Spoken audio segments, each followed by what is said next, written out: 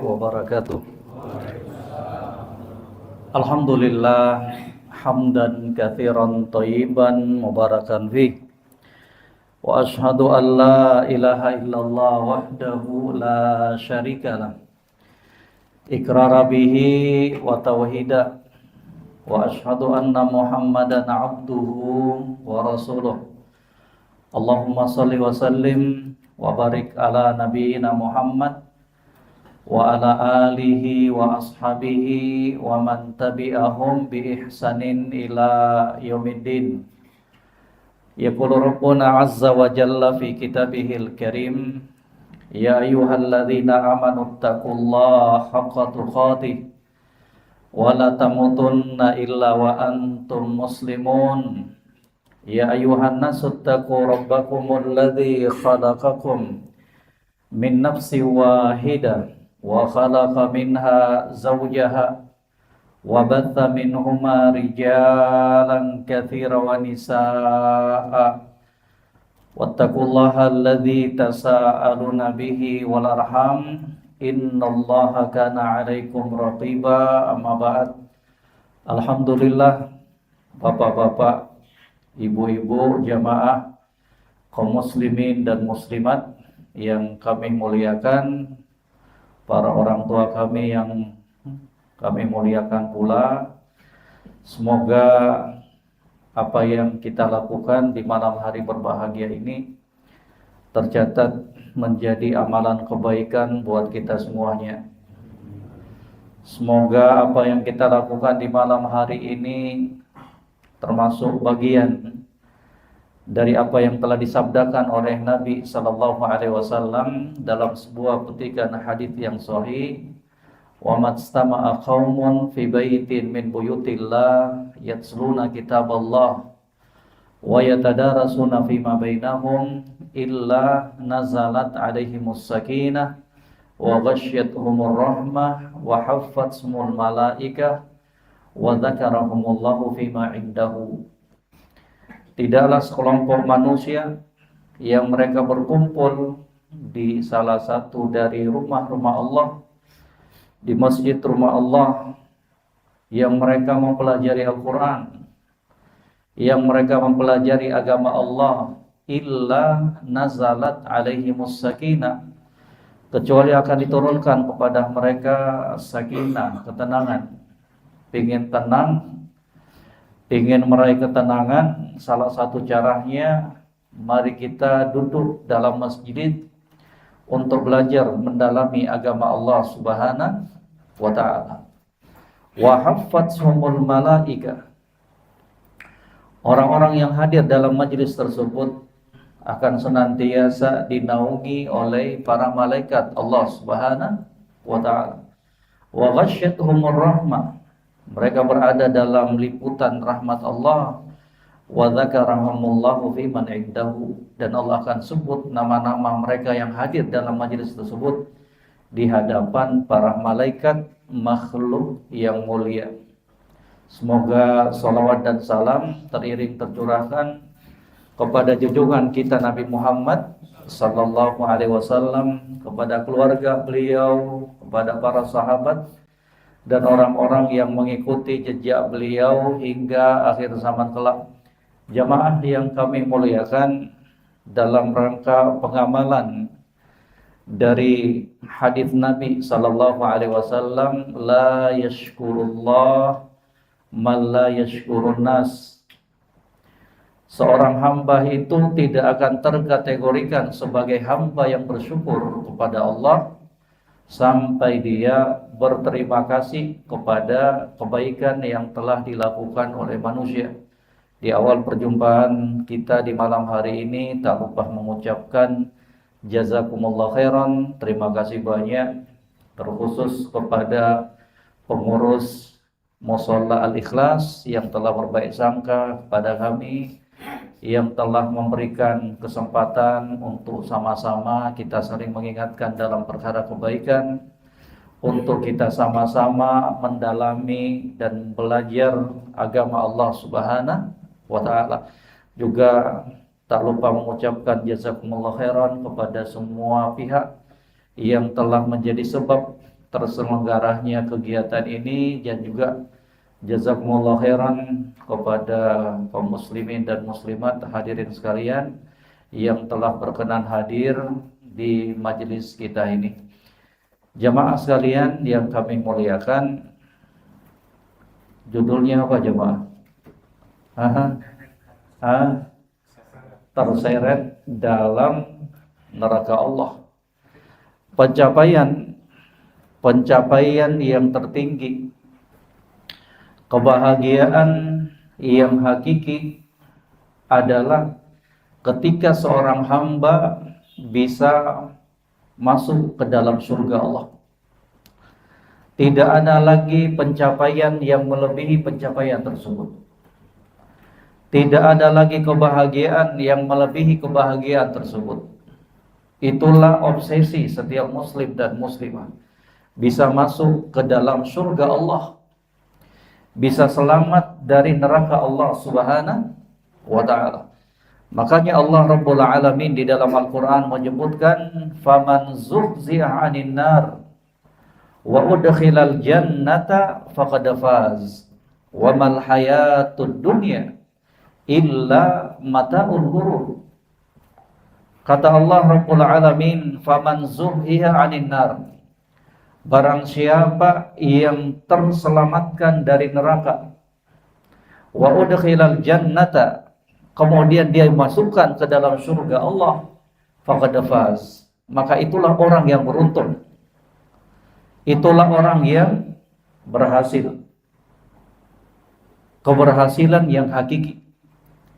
Bagaimanapun jamaah sekalian yang kami muliakan, bagaimanapun pencapaian kita di dunia, dalam keadaan beragam titel yang telah kita raih, kekayaan yang telah kita kumpulkan, itu keberhasilan dari pandangan manusia, keberhasilan dari mata manusia, dan kesemua itu bukan menjadi keberhasilan hakiki yang seharusnya. Di sana ada keberhasilan yang lebih lagi yang harus dicapai oleh seorang muslim dan muslimah. Kebahagiaan ketika dia menapakkan kakinya pertama kali di surga Allah Subhanahu wa ta'ala. Kita belum teranggap berhasil jamaah.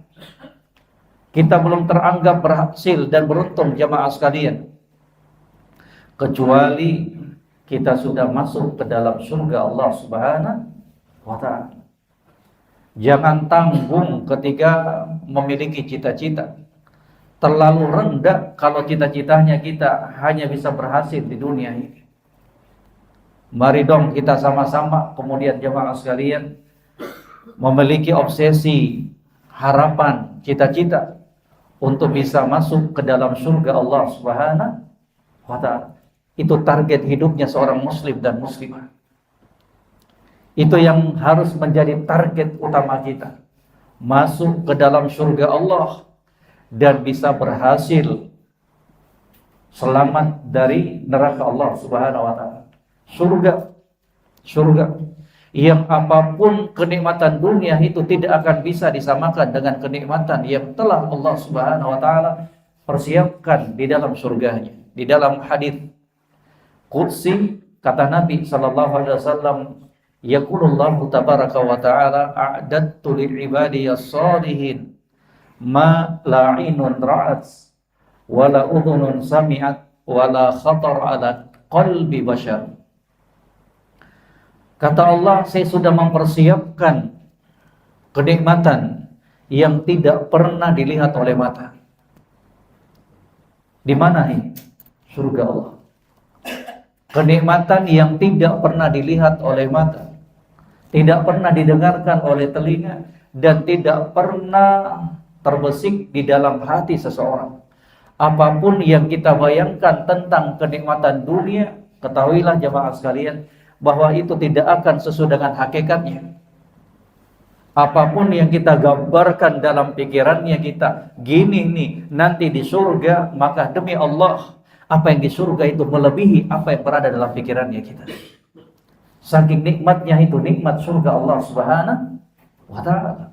Karena Allah sudah sebutkan itu dalam hadis, a'dattu lil ibadiyas sholihin ma la ainun ra'at. Gak pernah mereka lihat sebelumnya dengan mata kepala mereka, gak pernah mereka dengarkan dengan kupingnya mereka, dan gak pernah pula terlintas dalam benaknya mereka. Surga, ya, yang kenikmatannya terus menerus tanpa putus. Nama boleh sama. Kalau ada tanyakan, Ustadz, di surga itu ada pisang, ada madu, iya benar. Kalau berbicara dengan nama bisa sama, tapi hakikatnya enggak demikian. Beda tuh. Apa-apa yang berada dalam surga Allah Subhanahu wa ta'ala. Ini jangan sampai kita kemudian menggadaikan kenikmatan yang sesaat di dunia ini untuk menggapai obsesi kita masuk ke dalam surga Allah Subhanahu wa ta'ala.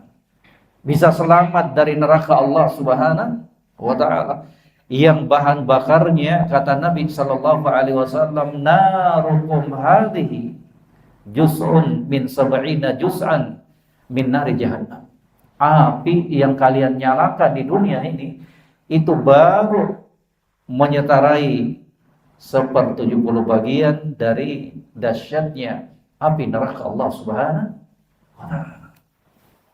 Api yang di dunia ini jemaah sekalian dikumpulkan semuanya itu baru setara, seimbang dengan 1/70 bagian dari dahsyatnya api neraka Allah Subhanahu wa ta'ala. Luar biasa tuh. Maka sebagai seorang muslim dan muslimah harus berupaya untuk betul-betul berjuang menyelamatkan dirinya kita masing-masing dari dahsyatnya neraka Allah Subhanahu wa ta'ala. Ya ayyuhalladzina amanu qu anfusakum wa ahlikum nara wa quduhan nas wal hijar. Ini tugasnya seorang muslim ini. Amanah yang telah dibebankan pada pundak-pundak seorang suami, seorang ayah. Ya ayyuhalladzina amanu, wahai orang-orang yang beriman, qu anfusakum wa ahlikum nara wa quduhan nas wal hijar. Wahai orang-orang yang beriman, jaga diri kamu. Diri kita dulu ini, selamatkan. Selamatkan diri kamu dan keluarga kamu, istri dan anak-anak kamu. Gak berhasil kita di hadapan Allah ketika kita bisa menyekolahkan anaknya kita setinggi-tingginya. Tidak berhasil kita di hadapan Allah kalau kita bisa menjadikan anak-anaknya kita bisa meraih pekerjaan jabatan yang tinggi, tapi ternyata dia malas sholat. Tapi ternyata anak-anaknya kita tersebut gak pernah puasa di bulan Ramadan. Gagal selaku orang tua kalau sampai anak-anaknya kita, istrinya kita kemudian tidak mengenal ruhnya Allah Subhanahu wa ta'ala. Qu anfusakum wa ahlikum nara wa quduhan nas wal hijar. Jaga diri kalian, jaga keluarga kalian, istri dan anak-anak kalian dari dahsyatnya api neraka Allah yang bahan bakarnya adalah manusia dan bebatuan. Makanya sebagai seorang muslim dan muslimah harus tahu dong, apa sih perkara-perkara yang bisa kemudian menyeret kita, menghempaskan kita dalam neraka Allah. Ada tuh dalam Al-Quran. Allah sebutkan di dalam Al-Quran, dalam kitabullah, untuk kita jadikan pelajaran bersama jemaah sekalian. Allah sudah bocorkan semuanya agar kita kemudian bisa mawas diri, berhati-hati, jangan sampai terperosok dalam amalan-amalan tersebut yang pada akhirnya menjadikan kita terseret dalam neraka Allah Subhanahu wa ta'ala. Kata orang Arab, araftu syarr la lisyarr walakin litawaqqihi wa man lam ya'rifi syarra minal khair waqa'a fihi. Selain belajar tentang kebaikan, kita belajar tentang fikih sholat, kita belajar tentang fikih puasa, kita belajar tentang tata cara wudhu yang benar, itu bagus. Tapi jangan lupa juga kita belajar tentang kejelekan-kejelekan. Kita belajar juga tentang perkara-perkara yang diharamkan oleh Allah. Yang tadi kita belajar tentang kebaikan untuk kita amalkan. Yang satunya lagi kita belajar tentang kejelekan, tentang perkara yang diharamkan, biar kita tahu jangan sampai dirinya kita terjatuh dalam keadaan gak sadar. Makanya tadi itu kata orang Arab, araftu syarr la lisyarr walakin litawaqqihi wa man lam ya'rifi syarra minal khair waqa'a fihi. Aku belajar tentang keburukan, aku belajar tentang kejelekan la lisyarr, bukan untuk saya amalkan, akan tetapi apa? Litawaqqihi, untuk menjaga diriku, untuk membentengi diriku, belajar tentang kesyirikan, belajar tentang riba, belajar tentang durhaka ini dan ini, dosa ini dan itu, biar kita tahu bahwa itu dosa, perkara yang diharamkan oleh Allah Subhanahu wa ta'ala. Wa man lam ya'rifi syarra minal khair waqa'a fihi. Maka barang siapa yang tidak mengetahui kejelekan-kejelekan dari kebenaran, maka dikhawatirkan dia akan terperosok dalam kejelekan tersebut tanpa dia sadari. Berapa banyak orang yang terjatuh dalam praktek riba dalam keadaan dia nggak mengetahuinya. Berapa banyak orang yang terjatuh dalam bentuk kedoliman kepada manusia yang lainnya dalam keadaan dia tidak mengetahuinya. Maka di dalam Al-Quran, jamaah sekalian, Allah Subhanahu wa ta'ala telah mengisahkan tentang bagaimana sebab-sebab yang telah menjadikan manusia-manusia di saat itu terjerumus dan dihempaskan ke dalam neraka Allah Subhanahu wa ta'ala. Di dalam firman-Nya, ketika penduduk surga tersebut bertanya kepada penduduk neraka, ma salakakum fi saqar. Penduduk surga bertanya kepada penduduk neraka, ma salakakum fi saqar, ay ma adkhalakum fi saqar.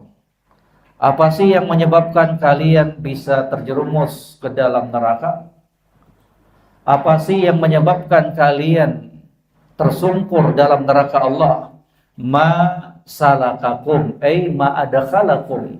Apa yang menyebabkan kalian masuk ke dalam neraka ini? Sakar itu nama lain dari Jahannam, ya, neraka Allah.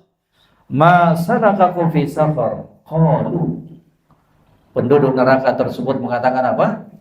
Lam naku minal musallin. Dulu kami gak sholat. Dulu kami gak sholat. Ternyata ini nih, diantara penyebab seseorang bisa terhempas, terseret dalam neraka Allah Subhanahu wa ta'ala. Lam naku minal musallin. Gak pernah sholat. Orang yang sholat saja belum tentu berhasil, jamaah. Orang yang sholat saja belum tentu bisa selamat dari neraka Allah Subhanahu wa ta'ala. Makanya Allah sebutkan dalam Al-Quran apa? Fawailul lil musallin. Celaka, binasa orang-orang yang sholat. Tapi jangan berhenti di situ. Ntar nggak ada lagi yang sholat. Ya bubar semuanya. Ada kelanjutannya. Apa kelanjutannya?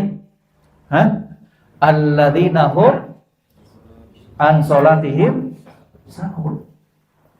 Yaitu orang-orang yang dalam sholatnya itu lalai. Sahun. Para ulama tafsir kemudian memberikan penjabaran. Di antara makna sahun tersebut adalah apa? Orang-orang yang tidak khusyuk dalam sholatnya. Itu diantaranya itu. Gak khusyuk, ya, rugi itu. Allahu Akbar. Baru buka sholatnya Allahu Akbar, sudah ingat pampers anaknya. Allahu Akbar, sudah ingat pesanan istrinya, beli ini dan itu setelah sholat maghrib. Padahal kita kan sudah buka sholatnya kita, jamaah sekalian, dengan ucapan kita apa? Allahu Akbar. Artinya apa? Allah itu maha besar. Untuk semua urusan dunianya kita singkirkan dulu dong. Kan gak lama tuh. 24 jam Allah Subhanahu wa ta'ala berikan waktu kepada kita untuk menikmati beragam kenikmatan yang diberikannya. Terkadang kita nggak adil jamaah pada dirinya kita. Terkadang kita nggak adil pada dirinya kita sendiri. Berapa banyak nikmat-nikmat Allah yang nggak sanggup kita hitung. Lah Allah perintahkan kita untuk bermunajat kepadanya. Terkadang nggak cukup. Dalam sholat itu 5 sampai 10 menit doang. Satu sholat. Itu pun qaddarallah wa masyafa'al. Dari waktu yang singkat tersebut mau saja dan masih saja kita masukkan pikiran-pikiran yang berurusan dengan dunianya kita. Gak cukup lah itu. Allahu Akbar. Katanya Allah Maha Besar. Singkirkan dong. Hilangkan semua itu. Karena syaitan itu paling demen ya ganggu sholatnya kita. Tadi kunci yang hilang gak keingat. Pas sholat keingat semuanya. Ya Allah ternyata di dompet. Ya Allah ternyata di kantong. Itulah syaitan itu kerjaannya. Jadi jamaah sekalian hati-hati. Kita bisa saja sholat di satu masjid di bawah komando seorang imam, tapi jangan sangka pahalanya sama setiap orang. Akan beda. Tergantung tingkat kekhusyuan dari pribadi masing-masing jamaah. Makanya Nabi SAW katakan, berapa banyak orang yang sholat tersebut sholat berjamaah, tetapi ada di antara mereka yang hanya mendapatkan 1/10 pahala dari sholatnya. Ada yang 1/8, 1/7 sampai seterusnya. Tidak lain yang menyebabkan tersebut apa? Tingkat kekhusyuan. Itulah ruh dari sholat. Khusyuk. Bukan hanya sekedar pergerakan badannya kita dari ruku, sujud, bukan. Itu bagian dari sholat. Akan tetapi yang terpenting apa? Menghadirkan khusyuknya kita kepada Allah Subhanahu wa Ta'ala.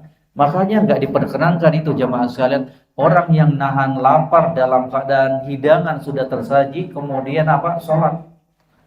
Tidak diperkenankan orang yang dalam keadaan pingin kencing, pingin buang air besar untuk sholat, walaupun sudah dikumandangkan azan. Kalau sudah lapar perut, makanan sudah tersaji, apalagi nasi padang, ya. Demikian pula nahan kencing, nahan buang angin, nahan buang air besar, nggak boleh. Kata Nabi SAW, la sholata bihadratit ta'am wa huwa yudafi'u anal akhbathan. Nggak boleh sholat bagi orang-orang yang sudah tersajikan makanan. Syaratnya perutnya lagi lapar. Memang lapar. Nah gimana dia mau sholat kalau perutnya apa? Lapar. Kalau cacingnya demo, gak bisa tuh. Allahu Akbar. Ingatnya, ya Allah tadi rendangnya kenapa gak makan dulu ya? Gak boleh juga sholat kalau kata Nabi apa? Wa huwa yudafi'u anil akhbathan. Dia menahan dari dua perkara, buang air kecil dan buang air besar. Buang hajatnya dulu kita. Kalau kita dapat sholat berjamaah tersebut, alhamdulillah. Kalau kita terluputkan dari sholat berjamaah, keluar kamar mandi, ternyata sudah selesai sholatnya, alhamdulillah, Allah akan mencatat itu sebuah kebaikan. Innamal a'malu binniyat. Allah udah tahu itu. Kita bukan orang-orang yang ingin menyanyiakan sholat berjamaah. Allah Maha tahu bahwa kita itu bukan orang-orang yang ingin menunda-nunda waktu sholat. Cuman qaddarallah, ada uzur yang syar'i di hadapan Allah Subhanahu wa Ta'ala. Jadi dalam kesempatan yang berbahagia ini jamaah sekalian, mengingatkan dari pribadi dan kepada jamaah sekalian, mari kita meningkatkan kualitas sholatnya kita. Hadirkan itu. Ketika sholat, jangan cuman pergerakan doang yang kita hadirkan, tapi hadirkan kekhusyuannya kita. Apa kita nggak malu jemaah sekalian? Ketika sholat itu kita sedang berhadapan dengan penciptanya kita. Kita sedang bermunajat kepada Rabb-nya kita, Allah Subhanahu wa Ta'ala. Orang di kantor aja kalau bosnya datang, kira-kira gimana perasaannya kita? Bosnya datang di meja, pelototin kita terus. Gimana tuh jemaah sekalian? Pasti konsentrasi betul. Nggak ada main-main, khusyuk betul. Nah itu baru bos. Lah ini yang menciptakan bosnya kita, Allah Subhanahu wa Ta'ala. Makanya Nabi memberikan tips di antara Tips-tips untuk kita bisa khusyuk dalam sholatnya kita, kata Nabi, idza qumta ila sholat fasholla sholata muwaddi. Kalau kamu tegak mendirikan sholat, maka jadikan itu adalah sholat terakhir yang kamu persembahkan untuk Allah Subhanahu wa taala. Allahu Akbar.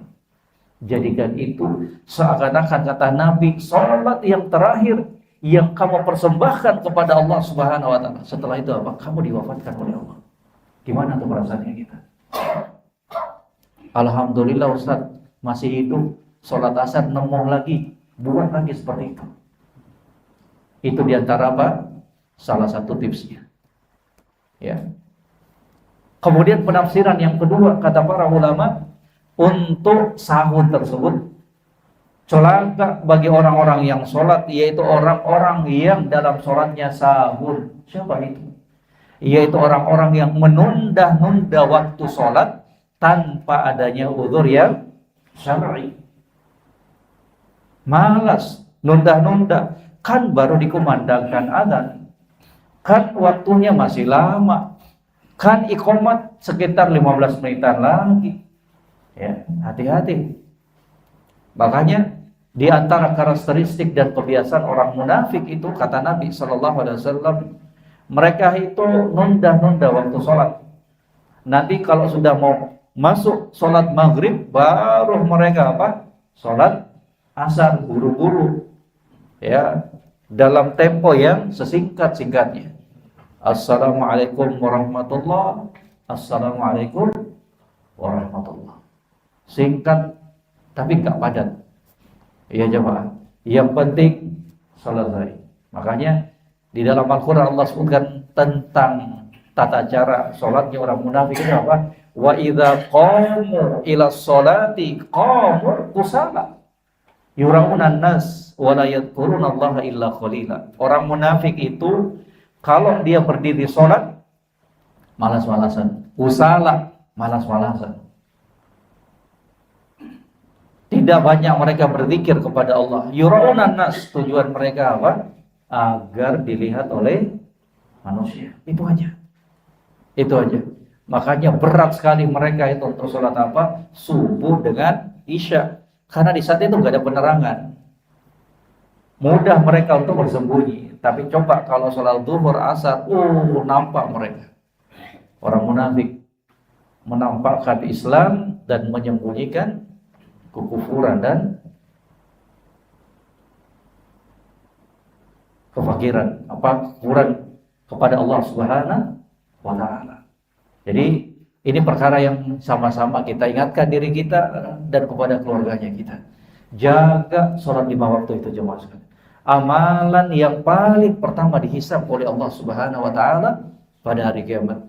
Ingatkan istrinya kita, ingatkan anaknya kita, ingatkan orang tuanya kita, ingatkan saudara-saudaranya kita, ingatkan teman-temannya kita. Jangan main-main dengan perkara yang satu ini. Jangan main-main dengan perkara yang satu ini jemaah sekalian. Sholat 5 waktu, tiang agama.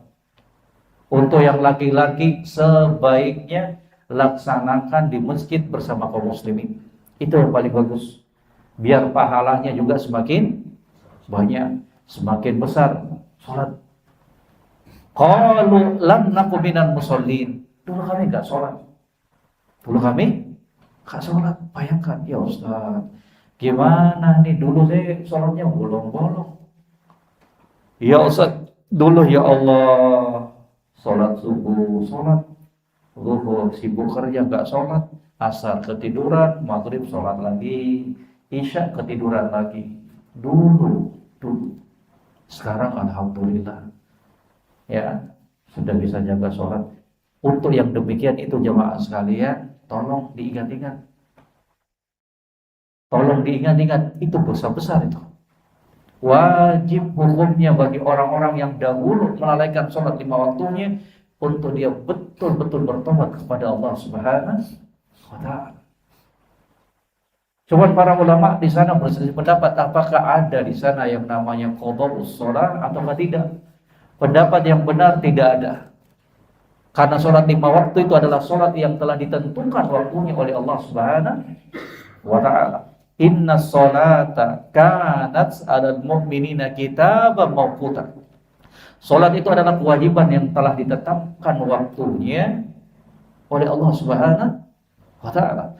Kalau sudah terlewatkan dengan sengaja, maka enggak ada lagi qada. Yang ada taubat kepada Allah Subhanahu wa taala. Taubat, betul-betul nangis kita. Nangis kita. Itu dosa besar jemaah sekalian. Yang kedua apa? Perbanyak sholat sunnah, terkhusus qiyamul lail. Perbanyak sholat sunnah. Sholat rawatibnya kita dijaga. Sekarang ini Allah Subhanahu wa taala telah memberikan hidayah dan taufiknya kepada kita untuk bisa menjaga sholat 5 waktu. Alhamdulillah. Maka barengi itu dengan apa? Perbanyak sholat sunnah, terkhusus apa? Sholat sunnah rawatib. Berapa rakaat jemaah? Berapa? 10, 12, atau 14? 12. Ada pendapat yang lain dari jamaah Al-Ikhlas? Ada yang mengatakan 10, ada yang mengatakan 12. Ya. Kata Nabi SAW, barang siapa yang sholat, man sholla 12 rak'atan fil yaum bunya lahu baitan fil jannah. Siapa yang sholat sunnah 12 rakaat dalam sehari, maka Allah akan bangunkan untuknya sebuah rumah di surga. 12 rakaat tersebut sebagai berikut. 2 rakaat sebelum subuh. Ini dijaga betul ini jemaah. Ya. Yang kata Nabi sallallahu alaihi wasallam, raka'atul fajri khairun minad dunya wa ma fiha. 2 rakaat salat sunnah sebelum subuh itu lebih bagus dibandingkan dunia dengan segala isinya. Itu salat sunnahnya itu. Makanya salat sunnah yang enggak pernah ditinggalkan oleh Nabi sallallahu alaihi wasallam di antaranya ini nih. Walaupun beliau dalam keadaan safar. 2 rakaat sebelum salat subuh. Ketika dikumandangkan azan subuh, salat sunnah dulu. Jaga betul-betul itu. Jangan sampai terluputkan. Kemudian 4 rakaat sebelum sholat zuhur. Ya. Ada riwayat yang mengatakan, ada pendapat yang mengatakan 4 rakaat langsung, 1 salam. Ada yang mengatakan 4 rakaat diselingi tasyahud seperti sholat zuhur. Ada yang mengatakan dikerjakan 2 rakaat, dan itu pendapat yang lebih mendekati kebenaran. Dikerjakan berapa? 2 rakaat, 2 rakaat salam, kemudian bangkit lagi, kemudian apa? Salat lagi 2 rakaat. Ya. Kemudian 2 rakaat setelah zuhur. Sudah berapa jamaah? 2, 4, 2, 8.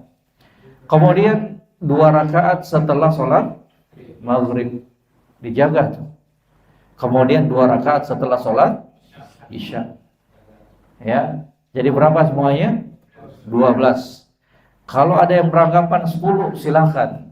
Berarti apa? 2 rakaat sebelum sholat zuhur, 2 rakaat setelah sholat zuhur. Itu juga ada riwayatnya itu. Ya. Jadi jemaah sekalian, setelah jaga sholat 5 waktunya kita, jaga sholat rawatibnya kita, kemudian apa? Jangan lupa untuk bangun di tengah malam. Qiyamul lail, sholat tahajud. Yang kata Nabi sallallahu alaihi wasallam, "Alaikum biqiyamil lail fa innahu da'bus solihina qablakum." Hendaknya kalian senantiasa menjaga sholat malamnya kalian. Karena itu merupakan da'bus solihina qablakum, kebiasaan yang dilakukan oleh orang-orang soleh sebelum kalian. Jangan. Jaga. Ustaz, kecapean, gak bangun. Kalau khawatir gak bisa bangun di tengah malam, maka apa? Sholat setelah sholat sunnah isya. Boleh. Ya. Sholat witir langsung. Atau kalau mau sholat malam, silahkan. Itu awal mula waktu yang disyariatkan untuk melakukan sholat malam. Dan yang paling bagusnya apa? Di sepertiga malam. Itu yang paling bagus. Itu yang paling bagus. Ya. Tatajafa junubuhum 'anil madaji' yad'una rabbahum khaufan wa tama'a wa mimma razaqnahum yunfiqun. Salah satu karakteristik dari calon penghuni surga itu apa? perut-perut mereka, lambung-lambung mereka jauh dari tempat tidur di tengah malam. Mereka bangkit untuk bermunajat kepada Rabbnya Allah Subhanahu wa Ta'ala. Ketika manusia terlelap dalam tidurnya, sang hamba ini bangun untuk bermunajat kepada Rabbnya. Kada yang lihat jemaah. Bahkan sampai istrinya pun gak lihat, dia menunjukkan keikhlasan dari sang hamba tersebut. Makanya untuk melatih keikhlasan dalam beramal, salah satu cara untuk ditempuh melatihnya dengan apa? Rajin-rajin qiyamul lail. Gak ada yang lihat itu. Ajang pembuktian kejujuran iman kita kepada Allah Subhanahu wa Ta'ala. Kalau di masjid kan nampak kita jemaah sekalian. Iya, tapi qiyamul lail, siapa yang lihat kita?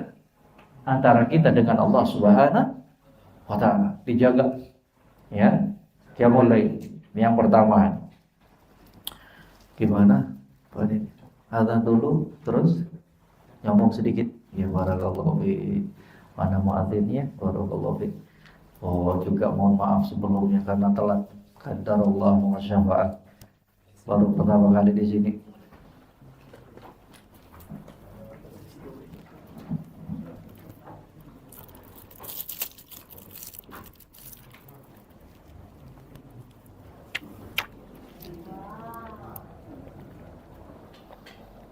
Allah.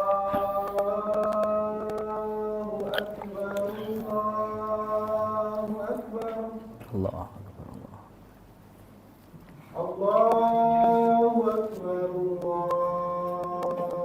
Allahu Akbar. Allah. Asyhadu an la ilaha illallah.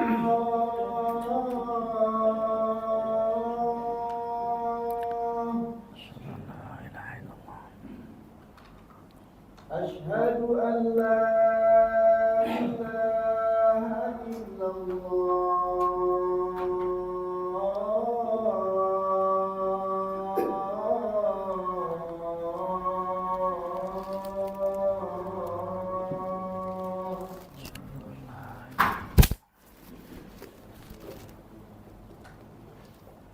Asyhadu anna Muhammadar Rasulullah.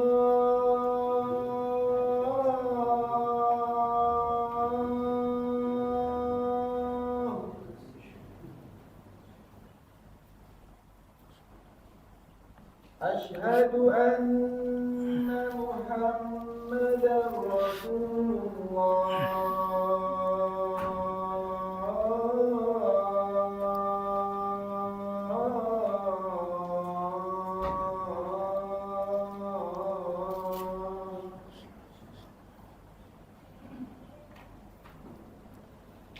Hayya 'alas shalah.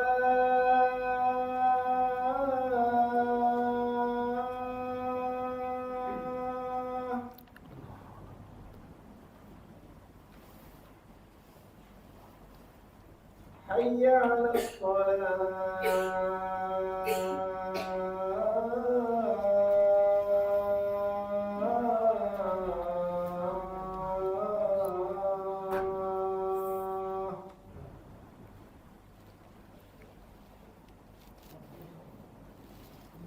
Hayya 'alal falah.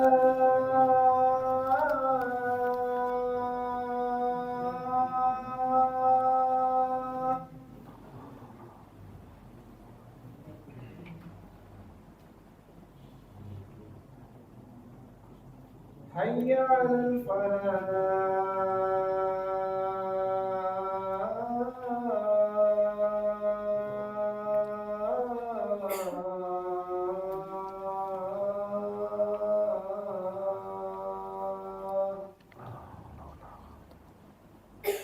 Allahu Akbar, Allahu Akbar. Allah. La ilaha illallah.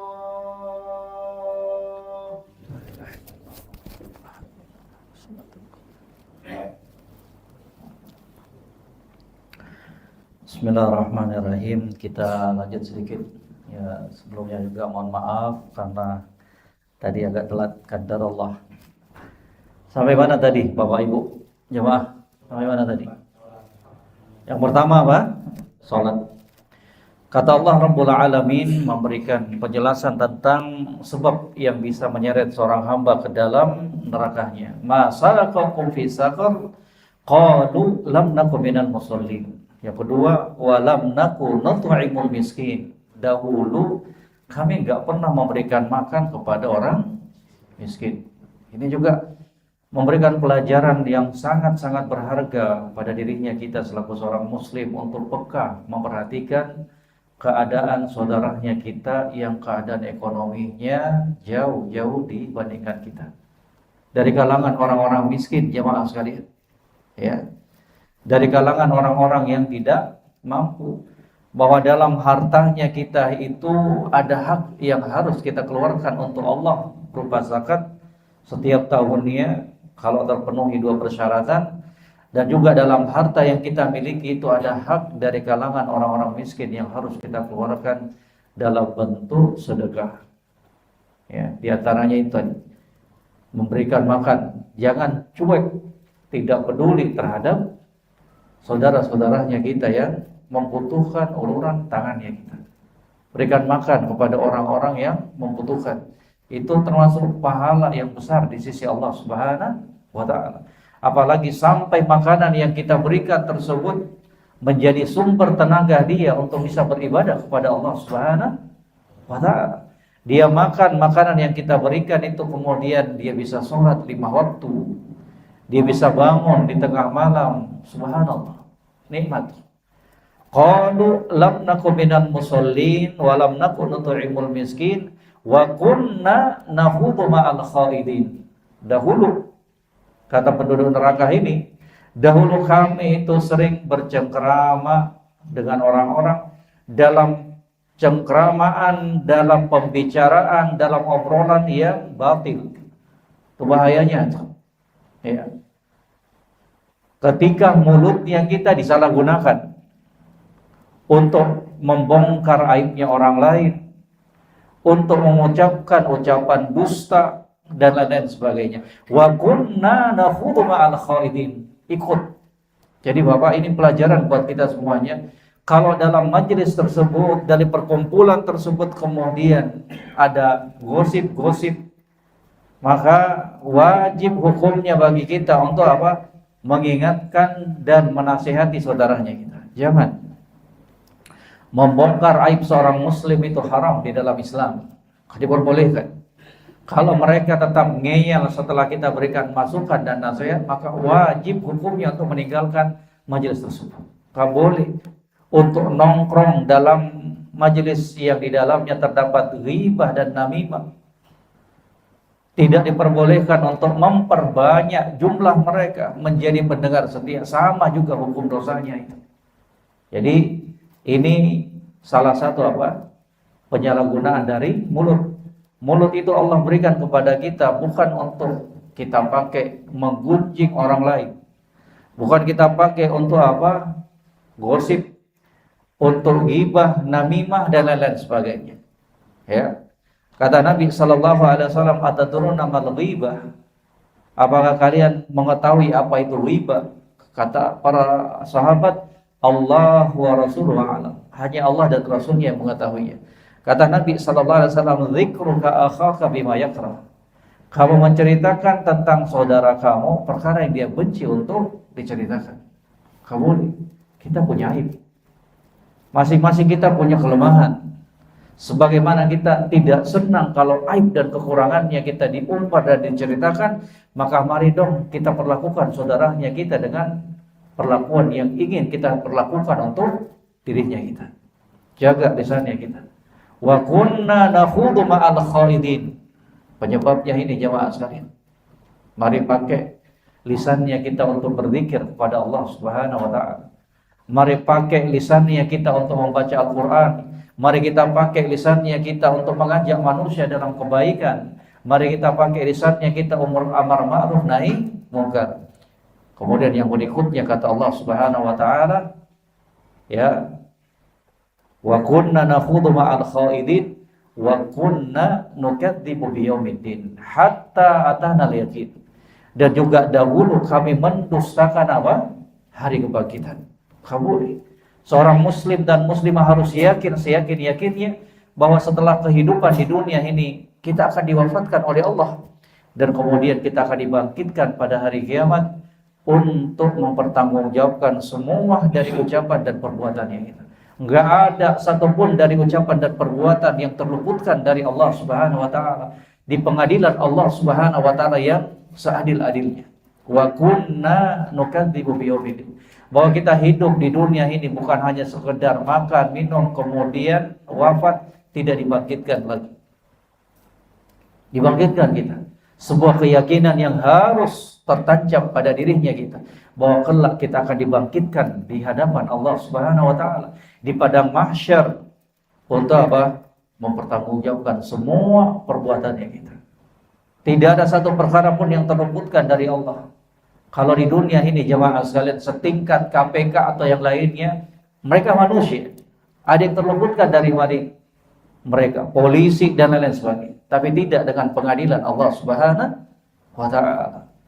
Disitulah saatnya orang-orang yang zalim akan merasakan akibatnya. Walaupun dia selamat di dunia ini, maka jangan pernah kita beranggapan bahwa orang yang zalim tersebut akan selamat di pengadilan Allah Subhanahu wa taala. Sebuah keyakinan bahwa sekecil apapun kebaikan itu akan kita lihat akibatnya pada hari kiamat. Demikian pula sekecil apapun dari kemaksiatan dan dosa yang kita lakukan kelak, semua akan dinampakkan oleh Allah Subhanahu wa taala. Za'amal ladzina kafaru alla yub'atsu qul bala wa rabbi latub'atsunna. Kata Allah Subhanahu wa taala dalam Al-Qur'an, za'amal ladzina kafaru alla yub'atsu. Orang-orang kafir menyangka bahwa mereka tidak akan dibangkitkan pada hari kiamat. Qul bala, katakan kepada mereka wahai Muhammad sallallahu alaihi wasallam, tidak benar ucapan mereka itu. Demi Rabb kamu, sungguh kami akan bangkitkan semua mereka pada hari kiamat. Maka hati-hati jemaah. Mari persiapkan dirinya kita untuk berhadapan dengan Allah di hari itu. Titip pesan untuk semua, jangan sampai kita bertemu dengan Allah, jangan sampai kita diwafatkan oleh Allah dalam keadaan masih membawa kezaliman-kezaliman yang berkaitan dengan manusia. Jaga hubungan kita dengan Allah dan jaga hubungan kita dengan sesama manusia. Hablum minallah wa hablum minan nas. Jaga tuh. Harus yakin. Seyakin-yakinnya bahwa setelah kematian itu kita akan dibangkitkan oleh Allah untuk menjalani hari penghisaban dari semua ucapan perbuatan yang telah kita lakukan. In khairan fa khairun wa in syarran fa syarrun. Kalau kebaikan yang kita lakukan di dunia, maka kebaikan pula yang akan kita rasakan akibatnya. Dan apabila kita melakukan kejelekan, kemaksiatan, maka kejelekan pula yang akan kita dapatkan. Wa ma rabbuka bidzallamil lil 'abid. Rabb kamu enggak pernah menzalimi kalian. Allah enggak pernah menzalimi hambanya. Apa yang kita dapatkan dari musibah, petaka pada hari kiamat, itu harus kita akui ulah perbuatan dirinya kita sendiri. Dari kemaksiatan dan kelalaian yang kita lakukan selama ini. Jemaah, mengajak semua terkhusus diri pribadi, mari kita persiapkan untuk menghadapi hari pembalasan tersebut. Untuk mempersiapkan dirinya kita untuk menghadapi hari pembalasan dan kebangkitan tersebut. Harus yakin-yakinnya kita yakini bahwa kelak kita semuanya akan dibangkitkan oleh Allah Subhanahu wa taala. Pelajaran-pelajaran yang telah disuguhkan oleh Allah di dalam Al-Qur'an hendaknya menjadikan kita belajar dari kesemua itu. Jangan sampai penyesalan datangnya belakangan. Kalau nyesal di dunia itu masih beruntung kita jemaah. Dulu kita terjatuh dalam maksiat, dulu kita lalai dalam ketaatan, masih ada waktu untuk kita membuka lembaran yang baru. Tapi kalau kita nyesalnya nanti pada hari kiamat, kalau kita nyesalnya nanti dalam kubur, dan gak berguna lagi. Itu Al-Quran dijadikan sebagai pelajaran buat kita itu. Mumpung kita masih bisa baca, mumpung masih kita renungi, oh ini nih ternyata yang menyebabkan mereka masuk terseret ke dalam neraka. Qalu lam nakum minal musallin, kami dahulu enggak sholat 5 waktu, walam nakun nut'imul miskin, enggak pernah memberikan makanan kepada orang miskin, wa kunna nakhudhu ma'al khaidin, dulu kami ngomong bercengkrama dengan orang-orang yang ucapannya batil, dusta, ghibah, namimah, wa kunna nukadzibu biyaumiddin, dan dahulu kami gak percaya adanya hari kebangkitan. Baru di hadapan mereka terjadi hari kebangkitan, baru sadar gak ada lagi guna, gak ada lagi guna. Kesempatan hidup hanya sekali diberikan oleh Allah.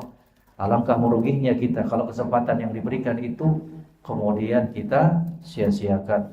Wallahu ta'ala a'lam. Semoga apa yang singkat ini jemaah sekalian bermanfaat untuk diri kami pribadi terlebih dahulu sebelum jemaah sekalian, dan semoga Allah Rabbul Alamin senantiasa memberikan hidayah dan taufiknya kepada kita semuanya untuk kita senantiasa berada di atas keistiqomahan di atas agama Allah, dan semoga Allah Subhanahu wa taala mewafatkan kita semuanya dalam keadaan husnul khotimah. Yang benar hanya datangnya dari Allah. Kalau ada kekeliruan, kekurangan, itu murni datangnya dari kami dengan segala keterbatasan dan juga datangnya dari syaitan. Wa akhiru da'wana alhamdulillahirabbil alamin. Subhanakallahumma bihamdik asyhadu an la ilaha illa anta astaghfiruka wa atubu ilaik. Wassalamualaikum warahmatullahi wabarakatuh.